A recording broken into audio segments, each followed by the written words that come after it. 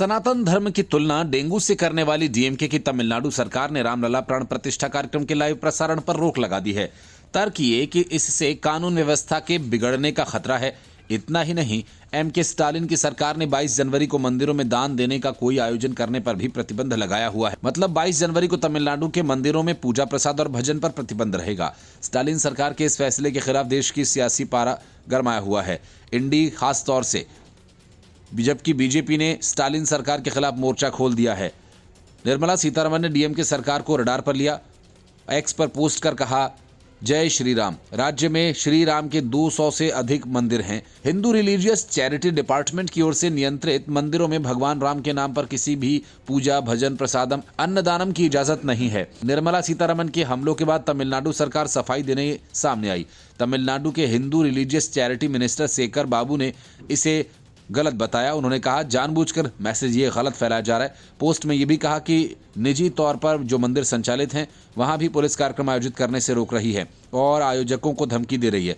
ऐसा कुछ हुआ तो पांडाल तोड़ देंगे। हिंदू विरोधी और घृणित कार्रवाई है जिसकी मैं कड़ी निंदा करती हूं। उन्होंने कहा कि तमिलनाडु सरकार अनौपचारिक लाइव टेलीकास्ट प्रतिबंध को उचित ठहराने के लिए कानून व्यवस्था के बिगड़ने का दावा कर रही है। ये एक झूठी और फर्जी कहानी है। निर्मला सीतारमण ने कहा कि अयोध्या फैसले के दिन कानून व्यवस्था की कोई समस्या नहीं थी। देश भर में ये समस्या उस दिन भी नहीं थी जब प्रधानमंत्री नरेंद्र मोदी ने राम मंदिर का शिलान्यास किया था। तमिलनाडु में प्रभु श्री राम की प्राण प्रतिष्ठा उत्सव मनाने के लिए लोगों में उमड़े स्वैच्छिक भागीदारी और भावना ने हिंदू विरोधी डीएमके सरकार को बेहद परेशान कर दिया है।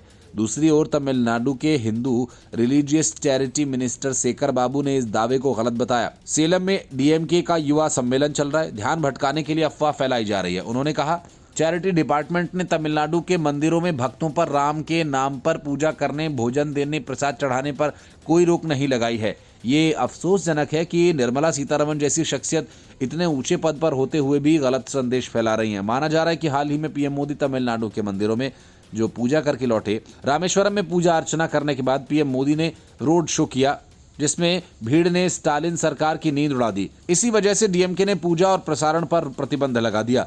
तमिलनाडु सरकार के मंत्री जो दलील दे रहे हैं वह कुछ वैसा ही है जब स्टालिन ने द कश्मीर फाइल्स के प्रसारण पर रोक लगा दी थी। सुप्रीम कोर्ट के आदेशों के बाद भी डीएमके ने किसी थिएटर में फिल्म नहीं चलने दी और उनका कहना है कि लोग देखना ही नहीं चाहते। इस तरह का खेल अब तमिलनाडु की सरकार रामलला के प्राण प्रतिष्ठा के दिन करने की तैयारी में है।